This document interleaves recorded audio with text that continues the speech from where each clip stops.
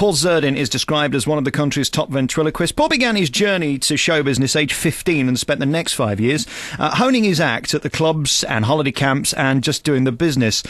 He did the Royal Variety at the London Palladium. He also was in Nottingham last year where I saw him and he blew me away, and I'm delighted to say he joins us on the show this morning. Good morning, Paul. Morning, Alex. How are you? I'm really good, and I'm so in awe of you. Not because you're a ventriloquist, because I find that a bit silly, to be honest with you. Me too. But you're a really funny guy. Congratulations. Well, thanks very much. You need to get out more, but I appreciate that. I like you, and please take this in the right way. I put you in the category of Pasquale and Brian Conley. You're old school, and do we need you around right now. You've just got it. You know how to handle an audience, don't you? Well, I'd say old school, but with a new edge. That's how I describe it. And I think because I've done sort of the working men's clubs and the holiday camps and you know, everything from sort of the Comedy Store to pantomime, you kind of learn to sort of cope with every audience, really. And so it's great training, and it stands you in good stead, you know, when you're in any environment. What I hate about current comedians is they don't do jokes. Now, could you explain to me where the jokes have gone in comedy? Well, I think it's more about character stuff now. And I mean, in my show, I don't necessarily do sort of kind of obvious jokes. It's more it is more character based, because I've got 3 different characters in my show, and the comedy comes from the situation. So it's almost a bit sitcom with me. And I think with you know, today's stand-up comedians, and there are some fantastic people around, it's just a sort of slightly different twist on, you know, things had to change a bit, and I think it's just their own personality, and therefore the humour comes from the situations that they're talking about or the observations that they're. I saw you in Panto, and it was a chance for you to have your own little play with the audience, which of course is brilliant, and you do that so well. Thank you. I love Panto. Well, it's bloody hard work, though, isn't it? Turning up twice a day, 6 days a week. You know, it is, but you kind of just get into it, really, and it's like a sort of a conveyor belt in a way. It just starts, that's it, it's up and running, and, you know, it's just like a train, really, and you can't miss it. You're always on it, and it's just fantastic, because I get to do all of my normal stuff that I do in my show, but I get to put that in, sort of crowbar it into the plot, and I also get to pretend to be an actor for a couple of months at Christmas. So I love it. And does it pay for the rest of the year? Because I'm told it's quite a good payday. It doesn't pay for the rest of the year. It helps pay my tax bill.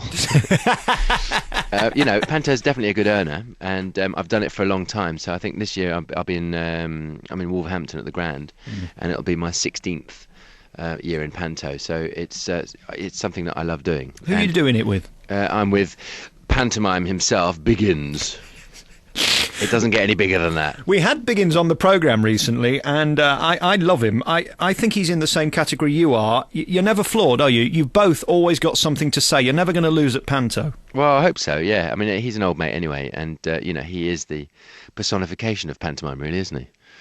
Yes, and looks fabulous in a frock as well, let's not forget that. Do you know where I think you ought to go? And I mean this, it's not that we want to get rid of you. Where have I got to go now? I think you were born to do Vegas, and I tell you why. I've got to know a guy called Terry Fator very recently, who is probably America's greatest ventriloquist, up there with the best, as you are, and he's selling out every single night. And I tell you why, it's because they love an act over there, and they love a turn, and he's on 100 million over 10 years to do it. Not bad, is it? No, it's quite good. I saw Terry's show, actually, last year. I have actually done Vegas a few times, and I've guested on some different variety shows, and I love Vegas, but it's not somewhere I could be for a long time. No? I think that was semi-nuts.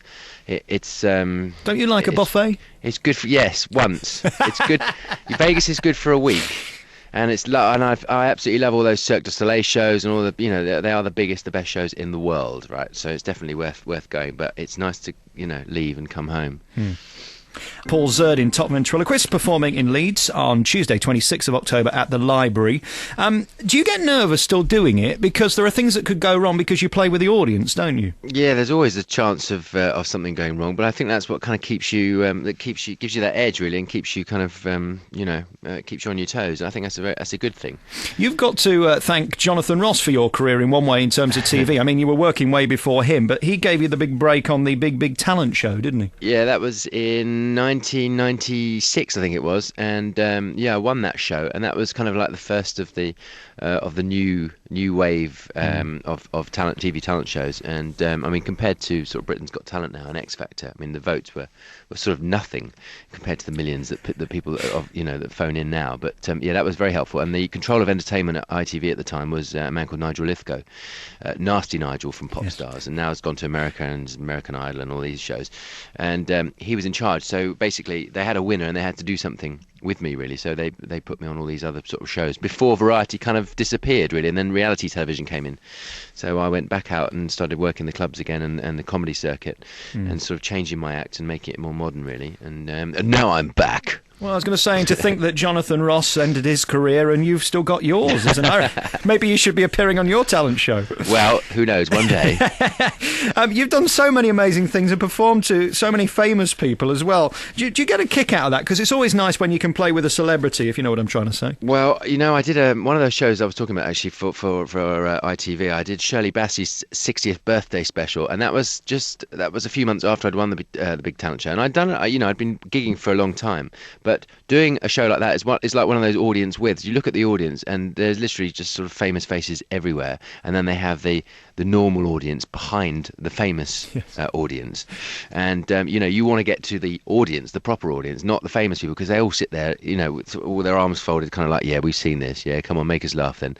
And I was doing a song. I had Sam, one of my characters, sing a song, one of Shirley Bassey's songs, to her. And so I rehearsed it all week, and I was absolutely, I knew this song inside out, upside down. I could do it in my sleep. And it got to the night, and Jimmy Tarbuck was the compere. And I did some jokes, and Nigel said, just do a minute and a half of material and then get into the song. And I'd rehearsed it with the keyboard player, and it was all fantastic. I did some jokes, and the jokes really died. I did some jokes about Tarby, and Sam was having a go at Tarby and just sort of calling him ugly, which was a bit of a catchphrase. Anyway, it didn't work at all, and I was thinking, oh God, right, get into the song. Anyway, I started the first two lines of the song, and it went something like, I will love you as I love you all my life. And then my brain just went blank. And that's the first and only time I've ever just completely and utterly dried. Oh. And luckily it wasn't a live show, so we did it again, and it was all fine on the night. But it was just really off-putting looking around. It was like Jeffrey Archer looking at me from one place, Gloria Hunniford, on my left, and there's just all these faces. And I knew some of these people, but it was very daunting. But I think I've got over that now. Is it nice to be admired and respected by showbiz people? I know the Des O'Connors and people like that have banged your drum big time, because there aren't many of you left, really, aren't there? There aren't that many people who can stand in front of an audience and just entertain. No, I think it's great. I mean, Des was brilliant with Des and Mel. I did that quite a few times, and it was a great platform for up and coming comedians, really, and also people that we still know and love. So there aren't the shows now, and so when you've got someone like Des who's very passionate about comedy and new acts and is very supportive, that's a really big help. And so you kind of need more of that, really. Although I think things are changing. I've just did a show called Comedy Rocks, which was like a modern day variety show earlier this year, which Jason Manford hosted, and I think that's going to be a series next year for ITV. So I think things are changing now, and there will be more opportunities for. Is there any programme right now that Jason Manford isn't presenting? No, I don't think so, no. I think he might be Flavour of the Month. What do you think? But I've got to say, I think he's brilliant. He's just, I've worked with him on the circuit for years, and, he's just very... He sort of appeals to everybody, really. I don't know anyone that doesn't like him. No, absolutely. I want to talk to you about life on the road, because it makes me a bit sad thinking about you. I mean, are you following Lenny and Henry around all these premier lodges, staying them night after night after night? Well, do you know what? This sounds really kind of boring now, but I actually, at the moment, I've just started the first week of the tour, and I've been able to get home every night. I mean, I get home late, but I get home, and then I can go to the gym in the morning, and then I get in the car at lunchtime, and then I go off to the next gig. It's only when I'm doing... This week, I think I'm in Bath, and then I go to Wales, and places like that I'll stay over. But most of the time I try and get back. And do you find yourself talking to yourself quite a lot? Now, let's just put this to rest immediately. When I finish the show, I do not talk to the puppets. All right? I know there's other people out there that do talk to their chickens or ducks or whatever it is they are. Right? Emus. But, yeah, yes. But none of that goes on with me.